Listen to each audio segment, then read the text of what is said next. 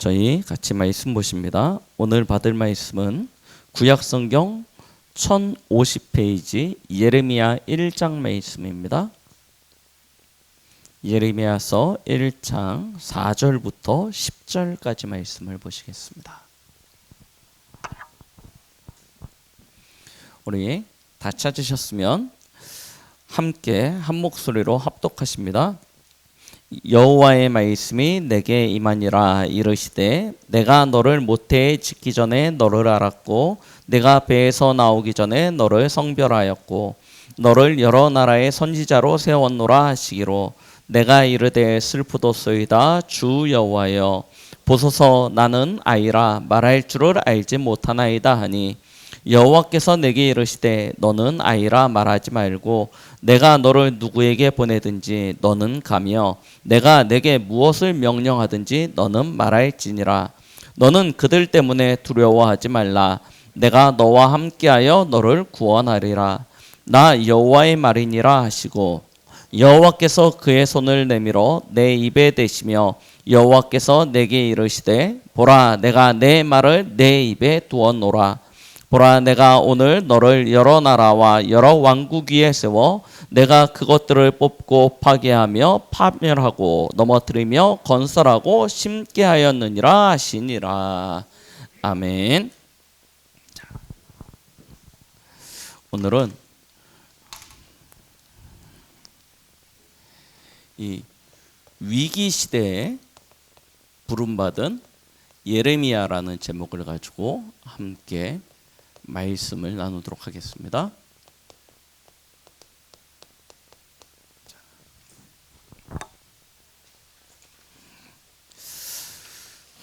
우리는 반드시 기억해야 하셔야 되는 것이 있습니다.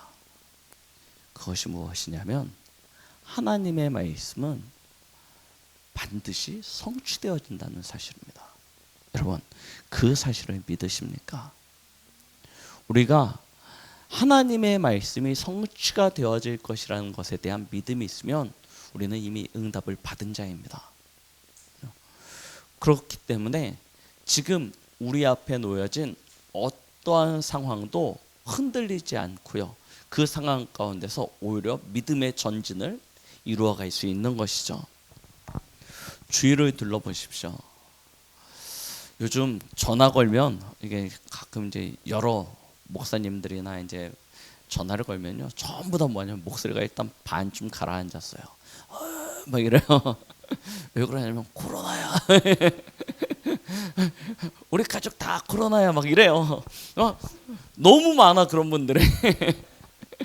아주 심각하다 느낄 만큼이요. 자, 진짜 코로나가 정점을 찍고 있지 않습니까? 그러다 보니까 또 사실은 이 기간들이 오래되어지면서 경제도 굉장히 힘들죠. 더군다나 세계적인 이 전쟁의 문제로 말미암아 요즘 이렇게 신문이나 뭐 이렇게 나오는 거 보면 기름 싸게 넣는 법 보셨죠? 뭐래요? 지금 넣는 거라고. 그렇죠? 지금 넣는 게 기름을 제일 싸게 넣는 거래요. 유가가요 어마어마하게 오르고 있습니다. 그와 함께 뭐 지금 전기세부터 다 또 인상되어지고 있죠. 살기 힘들다, 어렵다라는 말이 저절로 나오는 시대. 이때 주위를 둘러보면 우리에게 아무런 소망이 없습니다. 답답하기만 하고요. 깜깜한 시대를 살아가고 있습니다. 그러나 하나님의 자녀인 우리는 거기서 하나님이 주시는 참 소망과 희망을 찾는 것입니다. 그리고 그것을 누리는 것입니다. 어떻게 해요? 참고 버티는 것이 아니고 믿음으로요. 그렇죠? 그때 하나님께서 우리에게 오늘 이 순간을 이길 수 있는 하나님의 은혜를 주세요. 지금 이 순간이 어떤 순간이 되어졌던, 응답의 시간이 되어졌던, 고난의 시간이 되어졌던 그 시간을 넉넉히 이길 수 있는 하나님께서 은혜를 주시는 것 아닙니까? 그래서 신자는요, 항상 어떤 상황 속에서도 감사할 수 있고 기뻐할 수 있고 거기서 믿음을 고백할 수 있게 되는 것입니다. 그 모든 것이 말씀의 성취를 믿는 믿음에서 나오는 거예요. 저와 여러분들에게 오늘 그 축복이 있길 바랍니다. 예레미야, 오늘 저희가 함께 보는 성경의 주인공입니다. 요시야 왕 때 선지자로 부름을 받아서 이스라엘의 멸망, 저 예루살렘의 멸망이죠. 시드기야 왕 때까지 선지자로 활동을 합니다. 예루살렘이 바벨론의 손에 의해서 완전히 멸망하는 것, 그리고 시드기야 왕이 포로로 잡혀가고 백성들이 포로로 끌려가는 것을 다 보고 예루살렘에 남아요. 자, 보세요. 이스라엘의 그 개혁서부터 완전 멸망하는 시대까지를 함께하는 그 선지자예요. 그래서 그런 시대를 살아가다 보니까 예레미야의 별명이 무엇입니까? 눈물의 선지자라는 별명을 가지게 되는 거예요. 얼마나 안타깝습니까? 현실이 얼마나 참 진짜 슬픕니까? 선지자로 부름받을 때부터 하나님이 이스라엘의 이 예루살렘이 멸망할 것에 대하여 말씀하시고요. 그 예언되어지는 것들이 하나하나 성취되어져서 마침내 하나님의 그 예언이, 말씀이 이루어지는 것을 확인했는데, 그 이루어지는 그 시간표가 응답이고 축복이면 감사할 텐데 완전히 멸망하게 되는 것을 직접 두 눈으로 보면서 후대를 위하여 하나님의 말씀을 기록하는 그 일을 감당하는 거예요. 자, 이게 마냥 기쁠 수만 없는 거잖아요. 그래서 힘써 하나님 앞에 부르짖고요, 민족을 위하여, 그리고 백성들에게, 또 왕과 고관 대작들에게 하나님의 말씀을 선포합니다. 그런데요, 귀 기울여 그의 말씀을, 하나님의 말씀을 청종하는 이가 아무도 없어요.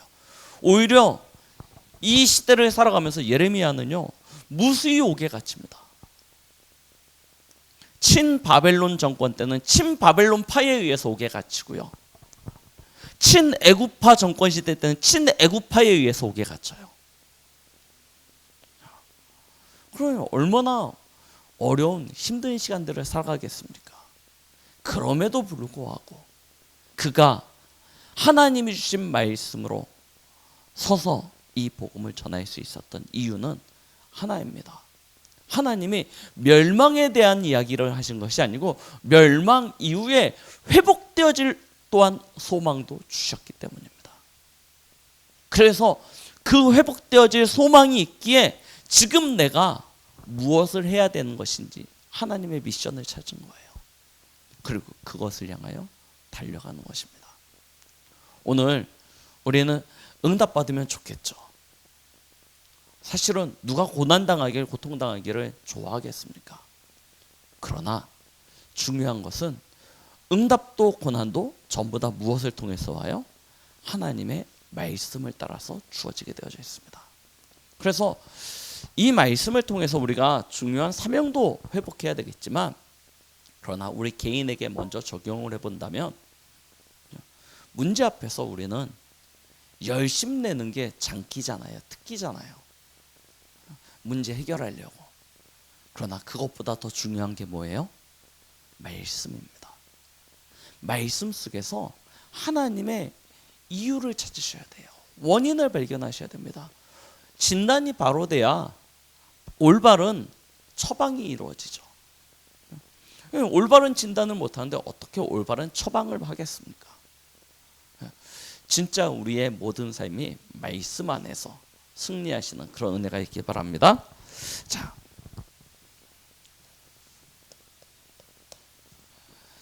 우리가 오늘 예레미야 1장 말씀을 통해서 하나님의 선지자로 예레미야가 부름받는 장면을 보게 되어집니다.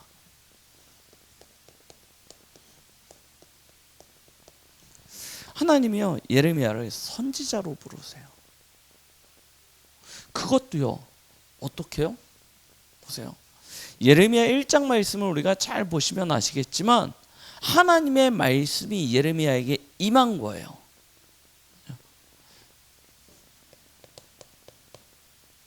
예레미야에게 하나님의 말씀이 임했습니다. 근데 그 말씀이 언제 임하였느냐? 성경을 보니까요 1장 5절에 보십시오. 우리가 저희 읽었죠? 뭐라고 얘기하냐면 내가 너를 모태에 짓기 전에 너를 알았고 내가 배에서 나오기 전에 너를 성별하였고 너를 여러 나라의 선지자로 세웠노라. 말씀하시죠. 하나님이 언제 예레미야를 구별하셨어요? 언제 하셨어요? 태중에. 그렇죠? 하나님께서요 예레미야를 뱃속에 있을 때 이미 선지자로 구별하신 것입니다. 하나님은요 저와 여러분들을 어느 날 그냥 문득 이렇게 하나님의 세상을 내려보다가 쟤 괜찮네, 쟤 불러, 내 거 해, 이렇게 하신 게 아니에요. 성경에는요 항상 말씀하고 있습니다. 우리를 부르실 때 언제 부르셨냐면 이미 영원 전에 하나님께서 예정하셨어요. 그렇죠? 그리고 우리가 언제 이 땅에 태어나야 될지 하나님께서 아시고 이미 우리를 하나님이 태 속에서 복중에 만들어지기 전에 우리를 아셨고 하나님께서 우리가 태에 있을 때 우리를 구별하신 것입니다. 하나님의 백성으로. 하나님께서 이미 계획하신 바를 이루신다니까요. 우리의 부르심이 그렇습니다. 그러다가 어떤 분은 저처럼 응애 하고 태어나니까 온 가족이 기독교인이야. 교회를 다녀. 그러니까 그냥 어려서부터 그냥 이렇게 다니는 사람도 있고요. 어떤 분들은 돌고 돕니다. 막 장돌배기 돌듯이 막 돌아다니다가 어느 날 하나님한테 뒤통수한테 맞고 정신 차려 또 오시기도 합니다. 그런데요, 이 모든 것이 하나님의 계획 가운데 택정하심 속에서 있습니다. 그렇죠? 그래 은혜라는 거예요. 여러분, 하나님이 여러분들을 은혜 가운데서 택하시고 부르신 것입니다. 그렇죠? 이 사실을 분명히 가지시기 바랍니다. 오늘 예레미야를 하나님께서 이미 엄마의 뱃속에 있을 때 아시고 구별하셨다라고 말씀하고 계세요. 그런데 부르실 때 무엇을 이미 가지고 계셨어요? 오늘 보니까요 1장 4절부터 10절을 보니까 하나님이 부르실 때 이미 미션을 딱 가지고 부르시죠. 하나님이 저와 여러분들을 부르실 때 이유 있는 부르심이라니까요. 하나님의 계획 가운데 우리를 부르셨습니다. 오늘 보세요. 여러 민족의 선지자로 세웠다라고 말씀하시죠. 그러니까 예레미야가 뭐라고 이야기하냐면 하나님 나는 이게 아이여서, 여기서 아이라는 것이 진짜 아이여서 아이가 아니고요. 나는 아직 어린아이와 같아서 말할 줄을 잘 몰라서 어떻게 이 일을 감당합니까? 하니까 하나님이 뭐라고 그러세요? 너는 아이라 하지 말라는 거예요. 하나님이 지금 우리에게도 동일한 말씀하고 계시는 줄 믿습니다. 하나님은 우리에게 처음부터 하나님 계획을 두셨어요. 보세요. 아브라함을 처음 부르실 때부터 하나님께서는 아브라함을 향한 계획을 가지고 계시죠. 너로 인하여 모든 민족이 복을 받게 될 것이다 라고 말씀하시면서 아브라함에게 가나안 땅으로 가라고 이야기하십니다. 바울을 부르실 때 아시죠? 다메섹 도상에서 바울을 부르실 때 하나님이 그냥 부르신 게 아니에요. 바울에게 하나님의 계획이 있었습니다. 그게 무엇입니까? 여러 왕들과 나라들의 선지자로 하나님께서 바울을 세우시기 위하여 그를 부르셨다라고 말씀하셨습니다. 오늘 예레미야도 마찬가지 아닙니까? 얼마만큼 하나님께서 말씀하셨냐? 보세요. 10절에 보라, 내가 오늘 너를 여러 나라와 여러 왕국 위에 세워 내가 그것들을 뽑고 파괴하며 파멸하고 넘어뜨리며 건설하고 심게 하였느니라 하시니라 라고 말씀하시죠. 여러 나라의 하나님께서 이 예레미야를 선지자로 세웠어요. 그것들을 뽑고 파괴하고 파멸하고 넘어뜨리고 또한 심어 세우게 하시겠다는 거예요. 우리는 그냥 말씀 증거하는 것이, 우리 전도하면 그냥 가서 그냥 복음 전하는 건가 보다, 그냥 이렇게 안 들으려고 하는 사람들한테 진짜 뭐 설득하나 보다, 뭐 이렇게 느끼실지도 모릅니다. 그런데요, 그게 아닌 거예요. 하나님의 말씀을 가서 대언하는 것은요, 오늘 10절의 말씀처럼요, 그와 같은 능력이 있습니다. 그들을 심지어 파괴하고 파멸하고 넘어뜨리고 뽑아버리는, 그러나 또 그 중에는 심고 세우게 되어지는 그런 축복이요. 하나님께서 예레미야를 선지자로 부르시고 그에게 그와 같은 능력도 허락하여 주신 것이죠. 자, 그러면서 하시는 이야기입니다. 하나님이 예레미야에게 무엇을 주셨어요? 9절에 보니까 여호와께서 그의 손을 내밀어 내 입에 대시며 여호와께서 내게 이르시되 보라 내가 내 말을 내 입에 두었노라 말씀하시죠. 내 말을 내 입에 두었노라. 하나님께서는요 1장 9절에 보니까 예레미야를 통해서 말씀을 주십니다. 그리고 이 말씀을 가서 선포하라는 거예요. 예레미야에게 주신 말씀이 무엇이라고요? 멸망에 대한 이야기입니다. 이스라엘, 예루살렘이 멸망하게 될 거예요. 왜 그렇습니까? 원인은 분명합니다. 하나님 떠났어요. 하나님을 떠나서 완전 하나님 아닌 것들의 종노릇하는 삶을 사는 것입니다. 그게 우상숭배죠. 하나님 아닌 자들에게 종노릇하는 인생을 사는 거예요. 자, 이걸 성경에서는 뭐라고 하냐면 음란, 그렇죠? 그다음에 외도, 타락, 이런 식으로 굉장히 강하게 하나님께서 표현합니다.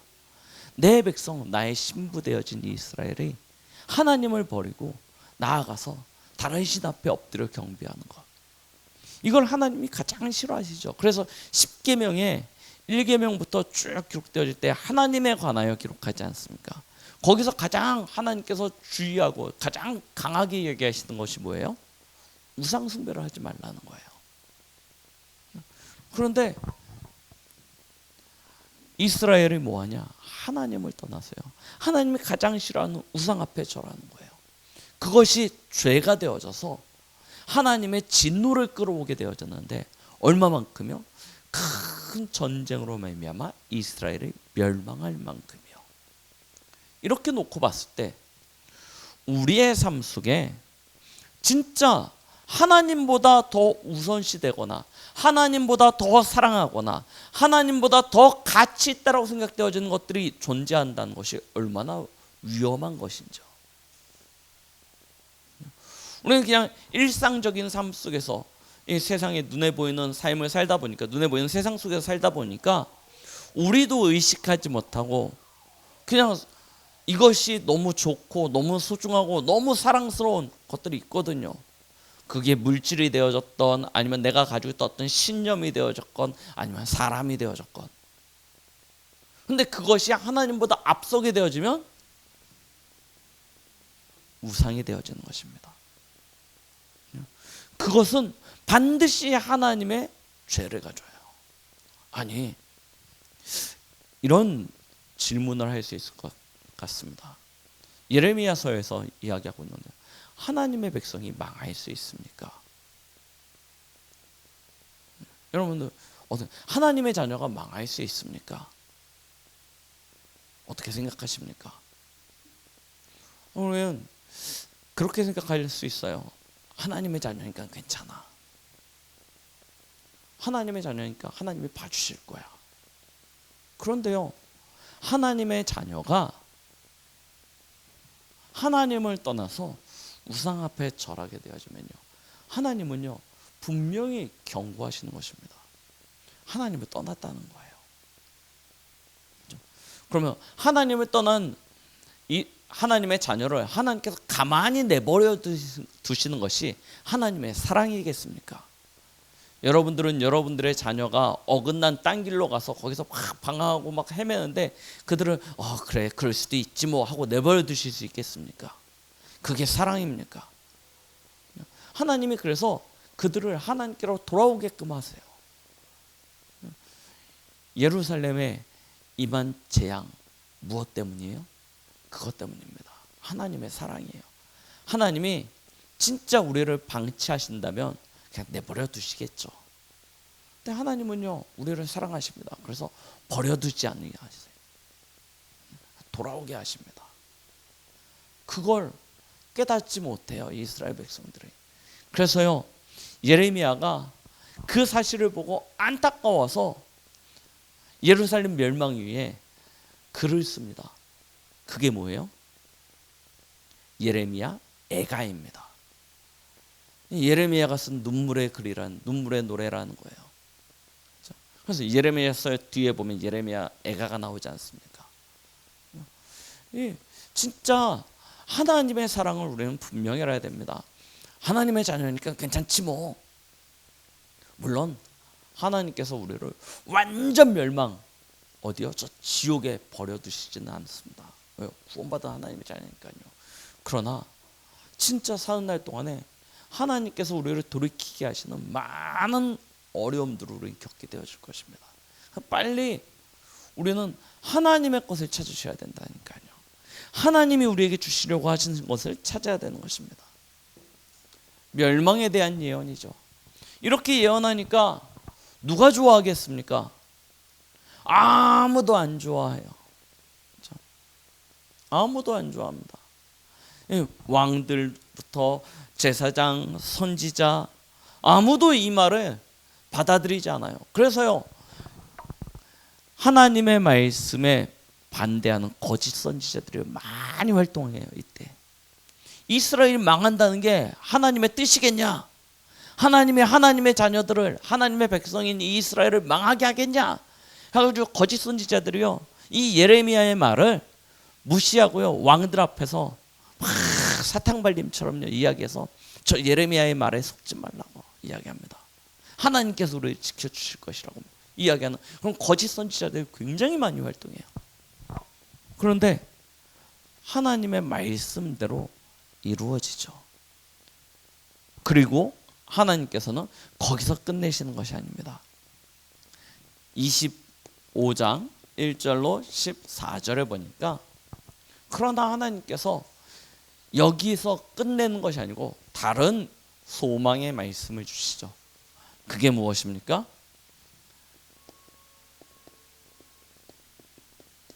(70년입니다) 예루살렘이 멸망하고 70년 동안 바벨론의 포로가 되어질 거라는 기한을 하나님께서 정확히 주시죠. 70년 동안 바벨론의 포로가 될 거예요. 그러고 나면 30장부터요 33장에 보니까 이스라엘이 다시 예루살렘이 다시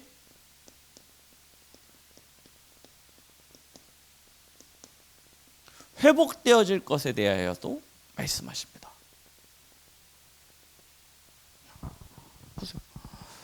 분명히 말씀하시는 거예요. 그래서 예레미야는 이 말씀을 받았어요. 받아서 지금 이 나라가 바벨론에 의해서 멸망하게 되어질 것이다. 그러나 그것으로 말미암아 낙심하지 마라. 70년 뒤에는 다시금 회복되어질 것이니까 하나님의 말씀이 그렇게 이루어지고 성취되어질 거니까 뭐예요? 하나님의 말씀 앞에 너희가 서자라고 이야기합니다. 그런데 아무도 안 듣죠. 물론 요시야 왕 때는 이 말이 통했습니다. 그래서 36장에 보면요 예레미야가 이 예레미야서를 기록하게 되어진 이유가 나오는데 요시야 왕 때 이 글을 기록하기 시작하는데요 하나님이 요시야에게 이 성경을 가져다가 쓰라고 말씀하셨어요. 예레미야가 기록하게 되어집니다. 바룩이라는 서기관을 두고 예레미야가 성경을 편집하게 되어지는데요 그때 이 말씀을 백성들 앞에서 낭독해요. 이 요시야 왕 때예요. 그래서 이스라엘이 하나님 앞에 막 돌아서지 않습니까? 회개하지 않습니까?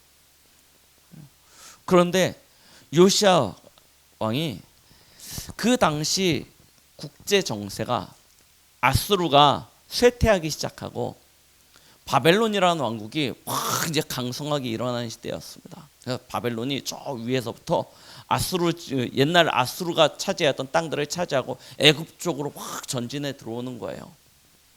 그럼 애굽의 왕은 어떻게 했습니까?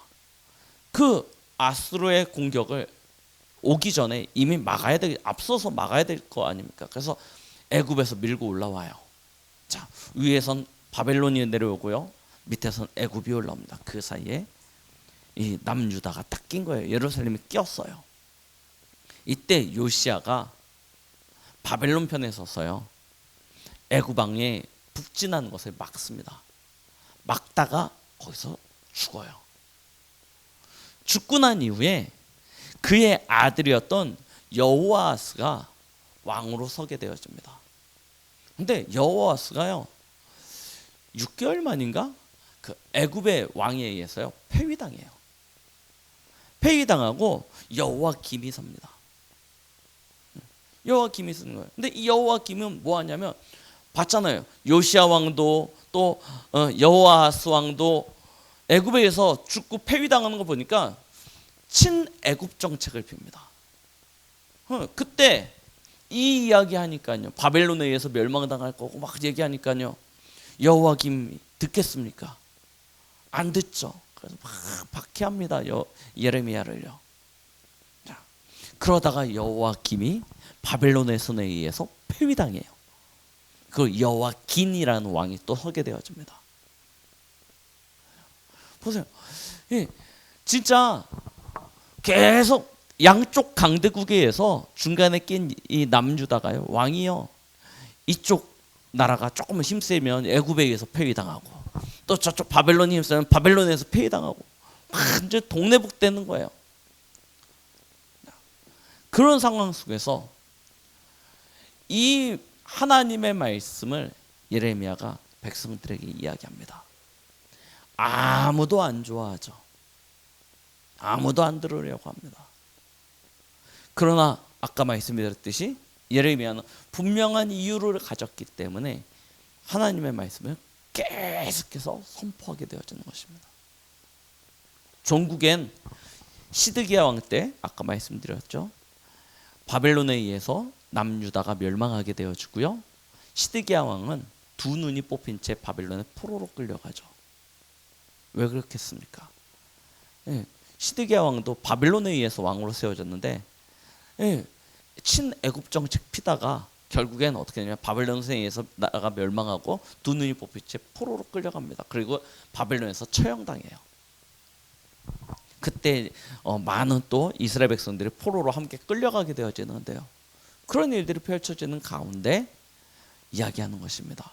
자, 그러면 너희가 이런 중요한 시간표 앞에서 붙잡아야 될 것, 회복해야 될 길이 무엇이냐? 너희의 구원의 길이 무엇이겠냐?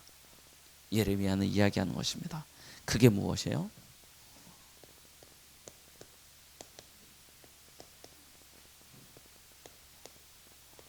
회복, 구원의 방법이 무엇입니까?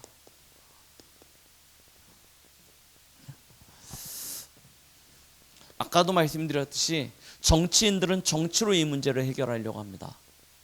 그래서 친애굽,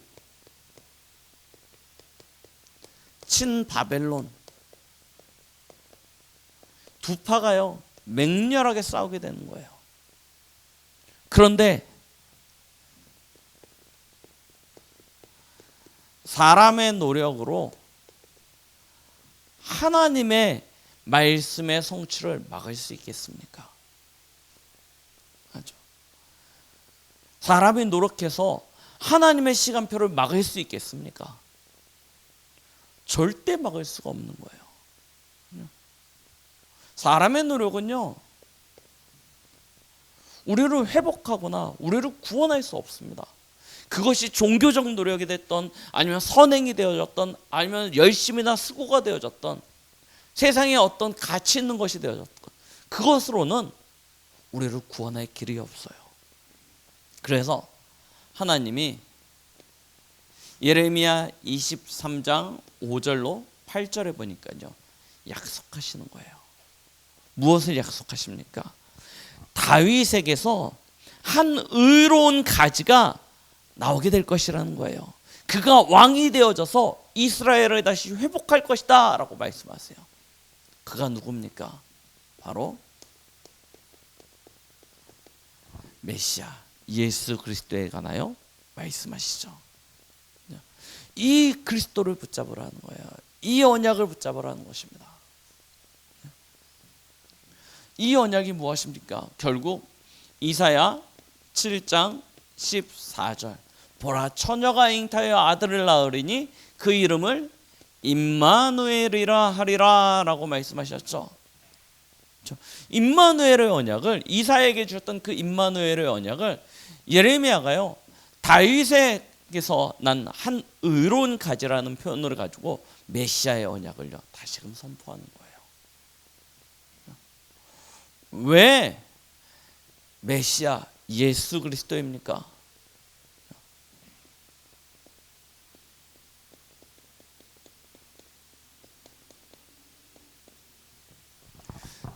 어저께 우리 초신 렘넌트, 초등신학원 렘넌트들한테 그렇게 이야기했어요.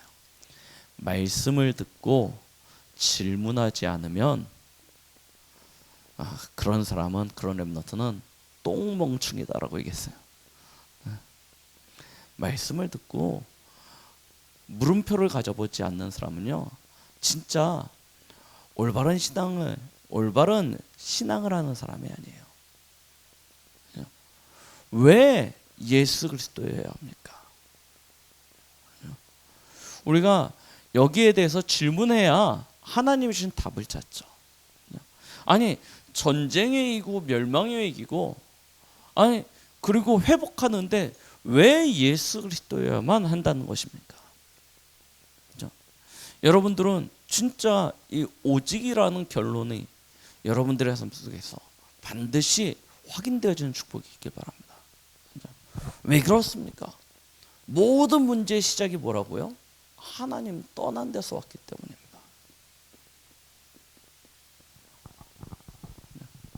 그 하나님을 떠난 것이 뭐예요? 죄입니다. 이 죄가 저주를 가져왔어요. 그것이 사단의 일 아닙니까? 사단이 하는 일이 일이라니까요. 그래서 이 세 가지 문제가 해결되어지지 않고는 인간의 이 근본적인 회복이 이루어지지 않는 것입니다. 그래서 예수 그리스도예요. 하나님의 아들이신 예수님이 이 땅에 그리스도로 오셔서 하나님 떠난 우리에게 하나님 만나는 길이 되어 주신 것입니다. 죄로 말미암아 저주 가운데 빠져버린 우리를 그 죄 문제로부터 완전히 끝내신 것입니다. 그리고요, 우리를 이 죄로 말미암아 하나님 떠나서 영원한 멸망에 빠지게 만드는 이 사단의 일을 완전히 이기신 것이죠. 다른 것이 아니에요. 사람의 어떠한 노력도 이 문제를 해결할 수 없습니다. 종교요? 우리가 착하게 살면 좋죠. 맞죠? 종교가 그러니까 착한 것을 통해서 의롭다함을 받는다는 것이 종교의 목표 아닙니까? 착하게 살면 세상이 아름다워질 수는 있겠죠. 근데 착하게 살면 하나님 만날 수 있습니까? 그건 아니에요. 착하게 살면 우리가 지었던 죄가 용서받을 수 있습니까? 아니에요. 착하게 살면 사단이 이길 수 있습니까? 아니라니까요. 사람의 어떠한 것으로도 이 인간의 근본 문제 세 가지 결코 해결되어지지 않습니다. 공부를 많이 하면 그 지식으로 해결되겠습니까? 아니면 여러분들이 스펙을 많이 쌓으면 그 능력으로 이 문제가 해결되겠습니까? 해결 안 돼요. 그래서 하나님이신 예수님이 이 땅에 그리스도로 오셔서 십자가에 피 흘려 죽으심으로 말미암아 하나님 떠난 우리에게 하나님 만나는 길 되시는 참 선지자로, 죄로 말미암아 영원한 저주와 재앙 가운데 빠져버린 우리를 죄와 사망의 법에서 건져내신 참 제사장으로, 사단의 일에 속아서 완전 운명과 팔자에 매인 우리를 그 사단의 일에서 승리케 하신 참 왕으로 예수가 그리스도가 되신 것입니다. 천하인간의 구원을 얻을 다른 이름을 우리에게 주신 적이 없어요. 여러분들의 인생에 어떤 문제, 어떤 일이 일어났을 때 그때 여러분들은 진짜 확인하셔야 돼요. 뭘 확인하셔야 되냐면 하나님이 내게 왜 이와 같은 일을 진행하셨는지. 두 가지입니다. 첫 번째는 내가 하나님을 떠났거나, 나도 모르는 사이에 하나님을 떠나서, 하나님의 말씀에서 떠나서 하나님의 뜻과 벗어나서 일어난 일이거나, 아니면 하나님 안에서 또 다른 계획이 있는 것입니다. 두 가지 중에 하나예요. 진짜 그리스도 발견하시면요, 하나님이 지금 내게 주시는 것을 찾을 수 있게 되어집니다. 그래서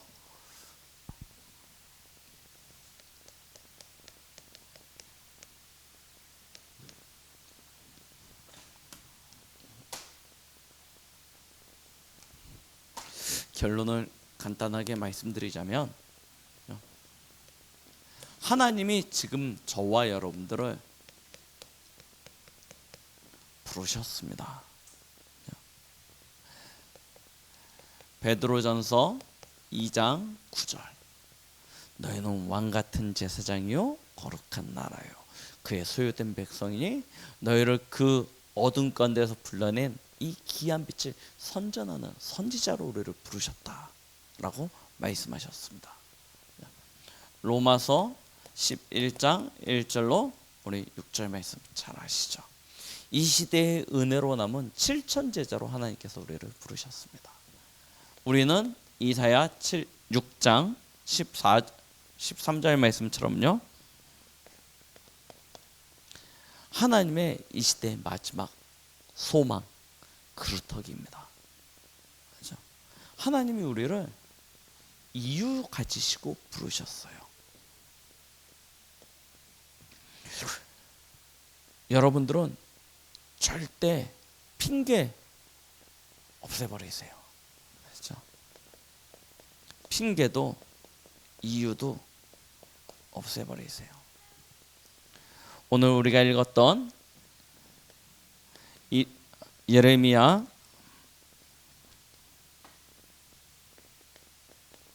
1장 5절로 7절 말씀처럼 나는 아직 아이여서 라고 말하지 마시고요, 하나님 뭐라고 했냐면 아이라 하지 말고 내가 너를 누구에게 보냈는지 너는 가며 내가 내게 무엇을 명하든지 너는 말할지어다 라고 말씀하셔서 진짜 이유와 핑계를 없애버리세요. 하나님은 여러분들을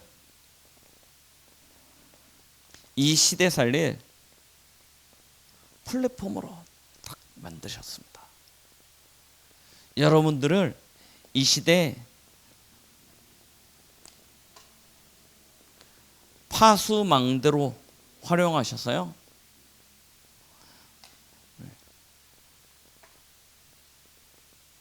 여러분들을 통해서 하나님의 것을 현장에 전달케 하는 안테나가 되게 하실 것입니다. 그래서 이제부터 뭐 하시면 되냐면 지난주 말씀처럼요, 참된 시작을 하세요. 지난주 우리 2부 말씀 들으셨죠? 참 시작을 하세요. 무슨 이야기입니까? 예레미야가 하나님의 말씀을 받고 하나님의 것을 미리 봤죠. 그리고 나서 예레미야가 하나님이 주신 이 사명을 감당해 나가는데 어떻게 감당해 나갑니까? 많은 어려움과 환난과 핍박 찾아오는데 어떻게 일들을 감당할 수 있었을까요? 예레미야 33장 1절로 3절 기억하시죠? 아직 예레미야가 시대 뜰에 갇혀 있을 때, 감옥에 갇혀 있을 때입니다. 여호와의 말씀이 예레미야에게 임하시며 말씀하십니다. 일을 행하는 여호와, 그 일을 만들어서 성취하는 여호와, 그 이름을 여호와라 하느니가 이같이 이름으로. 뭐라고 하시죠? 너는 내게 부르짖으라. 내가 내게 응답하겠고 내가 알지 못하는 크고 은밀한 일을 내게 보이리라 말씀하시죠. 이 축복 마가다락방의 응답과 똑같다 생각되지 않으십니까? 마가다락방에 모였던 제자들이 갈보리산 체험하고 감람산에서 하나님이 주시는 그 예수 그리스도를 통해서 주신 말씀 붙잡고 마가다락방에 모여서 오로지 기도하였는데 하나님께서 크고 은밀한 일을 그곳에 나타내시죠. 그렇죠? 우리도 마찬가지입니다. 다른 방법이 없어요. 결단해서 되어지는 것이 아니고요, 노력해서 되어지는 것이 아니고요, 하나님의 것을 보고 갖고 누려야지만 진행되어지는 것입니다. 그래서 참된 시작이라는 거예요. 말씀은 우리에게 임하였습니다. 그렇죠? 오늘 강단을 통해서 1부, 2부, 오후 예배 말씀이 우리에게 임하였지 않습니까? 그럼 그거 가지고 뭐 하시면 돼요? 부르짖으세요. 그러면 일을 행하시고 만드시고 성취하시는 여호와께서 우리에게 크고 은밀한 일을 보여주실 것입니다. 그렇죠? 그거 가지고 우리는 현장에서요 증인으로 서는 것입니다. 자, 말씀을 마무리하겠습니다. 우리가 살아가고 있는 시대 괜찮겠습니까? 그렇죠? 우리 렘넌트들이 주역이 되어져야 될 시대 진짜 괜찮겠습니까? 무엇으로 이 시대를 살리고 무엇으로 우리 렘넌트가 살아가야 될 다음 세대를 살리겠습니까? 하나님은 우리에게 중요한 것을 남기라고 이야기하십니다. 그게 무엇입니까? 복음입니다. 그렇죠? 이 복음을 남기고 전달하라고 말씀하고 계십니다. 그래서 예레미야에게 글을 쓰라고 이야기하세요.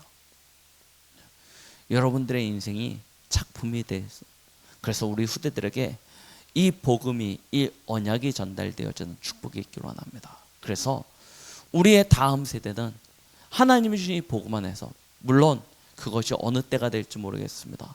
그러나 우리보다는 더 거룩하고 구별되어진 세대로 하나님 앞에서 진짜 이 복음을 위하여 살아갈 수 있는 우리의 다음 세대가 일어날 수 있도록 먼저 부름받아진 우리 기성세대, 우리 성도님들은요, 오늘 엘리야가 이 예레미야가 가졌던 이 결단을 하시기 바랍니다. 이 축복을 누리시기 바랍니다. 그리고 우리 다음 세대에 주역되어진 우리 렘넌트들은요, 진짜 이 시대의 아픔을 보면서 우리 다음 주부터 포로 시대의 인물들을 보게 되어질 건데요, 진짜 다니엘서 1장에 기록되어진 말씀처럼 결단하고 뜻을 정할 수 있는 그런 축복이 있기를 바랍니다. 한 주간에 오늘 일부 말씀을 통해서 주어진 말씀 곰곰이 묵상하시면서 하나님이 지금 내게 주시는 말씀, 이 시대를 두고 내게 주시는 미션 찾아 응답 누리는 복된 시간들이 되시길 예수 그리스도의 이름으로 축원드리겠습니다. 하나님 아버지 감사드립니다. 오늘도 우리에게 말씀 주심을 감사드립니다. 주신 말씀을 마음에 담고 이 시간 돌아가는 우리 모든 성도들에게 예레미야를 통해서 전달되어진 이 축복의 언약기, 하나님 미래를 살리고 후대를 살렸던 것처럼 우리를 통하여 시대와 미래가 살아나는 축복 누리게 하여 주시옵소서. 예수 그리스도의 이름으로 기도드렸습니다. 아멘.